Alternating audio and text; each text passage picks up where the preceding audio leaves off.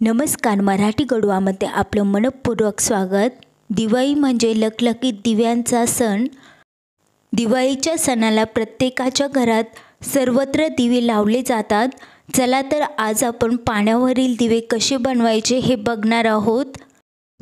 पाण्यावरील दिवे बनवण्यासाठी इथे 4 ग्लास घेतले आहे. 2 चहाचे ग्लास असतात ते घेतले आहे व 2 असे थोडेसे मोठे ग्लास आहे ते घेतले आहे. तुम्ही इथे एखादी काचेची वाटी पण घेऊ शकता. पाण्यावरील दिव्यांना आकर्षक बनवण्यासाठी इथे याच्यामध्ये कलर ॲड करूया. हे सर्व फूड कलर आहे. तर सर्वप्रथम इथे पिवळा फूड कलर ॲड केला आहे. दुसरा आहे केशरी.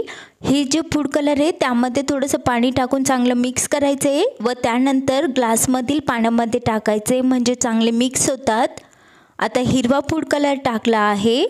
तर हा थोडा जास्त डार्क कलर झाला आहे. याला थोडंसं फेंट करूया. तर एका वाटीमध्ये हे थोडंसं पाणी काढून घेऊया व यामध्ये साधं पाणी ॲड करूया म्हणजे जो डार्क कलर आहे तो थोडासा फेंट झाला आहे. आता इथे पिंक फूड कलर ॲड केला आहे पाण्यामध्ये. आता हे सर्व कलर तयार आहे. हे दिवे पाण्यावर तरंगतात त्यासाठी आपण इथे प्लॅस्टिकचा कागद घेणार आहोत. तर इथे माझ्याकडे बिस्किटचा ट्रे होता. तर त्यातील असे गोल गोल मी कट करून घेत आहे. तुम्ही ते कोणताही जाड प्लॅस्टिकचा कागद वापरू शकता. सोनपापडीचा जो डब्बा असतो त्याचे झाकणचे गोल गोल तुकडे करून घेऊ शकता किंवा प्लॅस्टिकची जी पाण्याची बाटली असते त्यालाही गोल कट करून घेऊ शकता. तर अशा प्रकारे याला मी कट करून घेत आहे. हे गोल थोडेसे मोठे आहे, ग्लासवर बसणार नाही. तर याला अजून थोडंसं कट करून घेऊया अशा प्रकारे.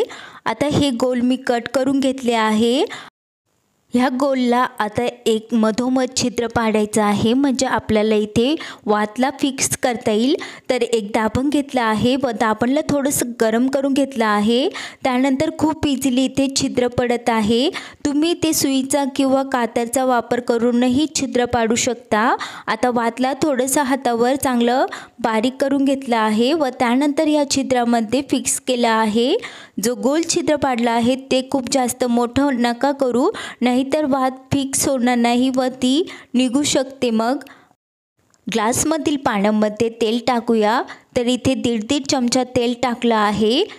प्लॅस्टिकमध्ये फिक्स केलेल्या वातींना दोन्ही साईडने तेल लावून घेऊया व त्यानंतर ग्लासामधील पाण्यामध्ये आल्हाद ठेवायचा आहे. तर अशा प्रकारे सर्व वातींना तेल लावून ग्लासामध्ये आल्हाद असं ठेवूया. तेल पाण्यावरती तरंगतं व जी आपली वात आपण आल्हाद ठेवतो त्यातून बरोबर तेल येतं व दिवा चांगला चालतो 1-1.5 तास एका चमच तेलमध्ये. आता वाटीमध्येही तेल टाकून वातीला अशा प्रकारे व्यवस्थित ठेवूया. वरचं तोंड थोडंसं वरती चाललं पाहिजे, नाहीतर ते पाण्यात डुबू शकतं. डेकोरेशनसाठी इथे मी प्लॅस्टिकच्या ज्या टिकल्या वगैरे असतात त्याचा वापर करत आहे. तर इथे हे प्लॅस्टिकचे पानं आहे ते टाकत आहे. मी इथे फुलांचा वगैरे वापर नाही केला आहे. कधी कधी फुले अवेलेबल नसतात तर तुम्ही अशा प्रकारे टिकल्यांचा वगैरे वापर करून ह्या दिव्यांना डेकोरेट करू शकता. तर इथे साडीच्या ज्या टिकल्या असतात त्या मी टाकत आहे.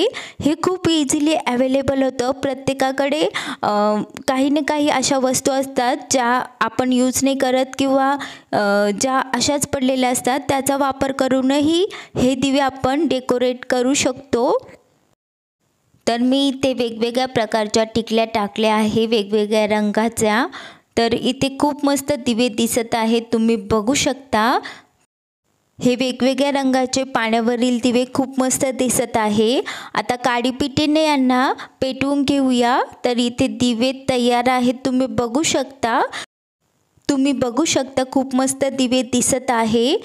आता लाईट बंद केला आहे मी. खूपच मस्त दिसत आहे. पाण्यावरील दिवे तयार आहे.